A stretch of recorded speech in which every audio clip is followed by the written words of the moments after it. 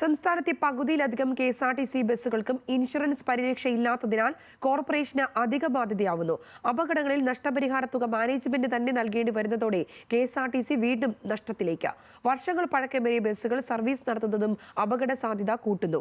KSRTC ബസ്സുകൾ അപകടത്തിൽപ്പെടുന്നത് തുടർക്കഥയാവുമ്പോഴാണ് insurance ഇല്ലെന്ന യാഥാർത്ഥ്യം പുറത്തുവരുന്നത്.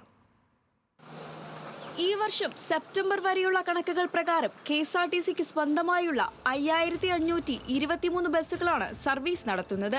ഇവയിൽ 2348 ബസ്സുകൾക്ക് മാത്രമാണ് ഇൻഷുറൻസ് പരിരക്ഷയുള്ളതെന്നാണ് വിവരാവകാശ രേഖയിലെ മറുപടി. ഇതിൽ ആകെയുള്ള 444 സ്വിഫ്റ്റ് ബസ്സുകളും ഉൾപ്പെടും. ഇൻഷുറൻസ് എടുക്കാത്ത ബാക്കി 3000-ലധികം കെ.എസ്.ആർ.ടി.സി ബസ്സുകളാണ് സംസ്ഥാനത്ത് സർവീസ് നടത്തുന്നത്.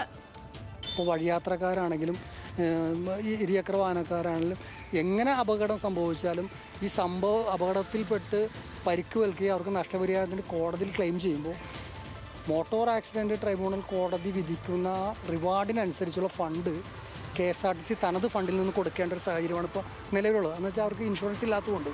അപ്പോൾ കെ.എസ്.ആർ.ടി.സിയുടെ ആകെ വരുമാനത്തിൽ ഇങ്ങനെ ഇൻഷുറൻസ് ഇനത്തിൽ ഈ അപകടപ്പെടുന്നവർക്ക് കൊടുക്കുന്ന തുകയിൽ നല്ലൊരു സംഖ്യ പോകുന്നുണ്ടെന്നാണ് കണക്കാക്കുന്നത്.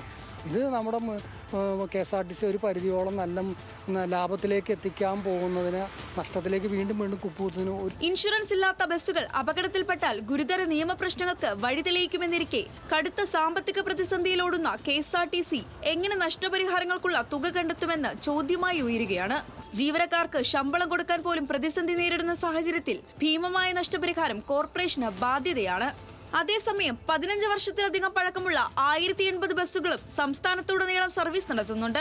ബസ്സുകളുടെ ഫിറ്റ്നസ് പാലിക്കുന്നുണ്ടെന്ന് മന്ത്രി ഉറപ്പു പറഞ്ഞെങ്കിൽ പോലും സമീപകാലത്ത് കെ.എസ്.ആർ.ടി.സി ബസ്സുകൾ അപകടത്തിൽപ്പെടുന്നതും തുടർക്കഥയാവുകയാണ്. ന്യൂസ് മലയാളം, കൊച്ചി.